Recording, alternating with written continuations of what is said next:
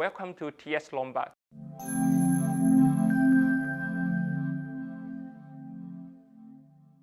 This week I'm doing marketing in London, seeing more than 20 clients, and everyone wants to know about Trump. I think Trump in China is quite essential for China portfolio. Today I would like to share with you our base case scenario for Trump and the implication for China. To begin with, in history, no country have declared trade war. Trade war is always accumulation of trade frictions and trade disputes. So I think that the trade dispute between US and China will accumulate within next 12 months to 18 months.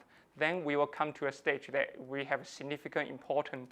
And our best case would be Trump will actually might be able to impose 45% tariff on certain non-essential sectors such as steel, aluminum, furniture, or refrigerator, not furniture, like car tires. And these we call it non-essential sectors. And these will not actually have a significant impact on inflation in US or GDP growth in China. And this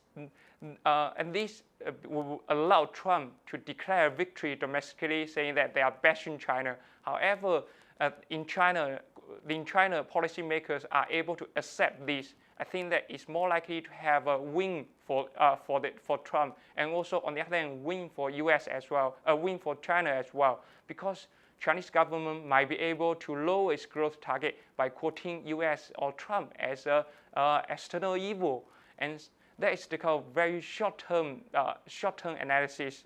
And over the medium term, it is more likely to happen in next year beyond these non-essential sectors. If the trade dispute go beyond the non-essential sectors, goes to electronics, furniture, or machineries. And I think that the huge implication will be these sectors are hugely important for Chinese export trade surplus. I think trade surplus has been most important factor that China actually has been able to defend its currency. So beyond next 12 months, it means more likely in 2018, China's trade surplus might be hit after the accumulation of the trade surplus decline been driven down, and smaller trade surplus, it means the China's ability to defend renminbi will be hugely undermined. Then we have to build a secondary scenario, or Chinese government need to rethink its currency policy.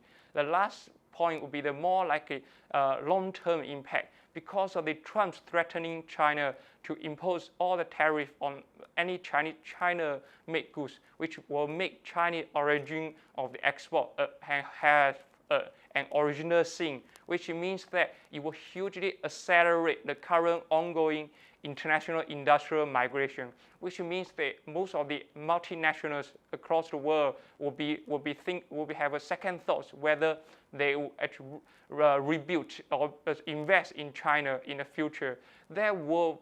Which means that a lot of the foreign direct investment in China will decline, and some of the outstanding stock of the FDI will start to flow out of China, and that will undermine China's ability to accumulate capital labor ratio and technology transfer, which China have enjoyed for the past 30 years. So international industrial migration will accelerate dramatically over the next 5 to 10 years, which is very negative for China in the long run.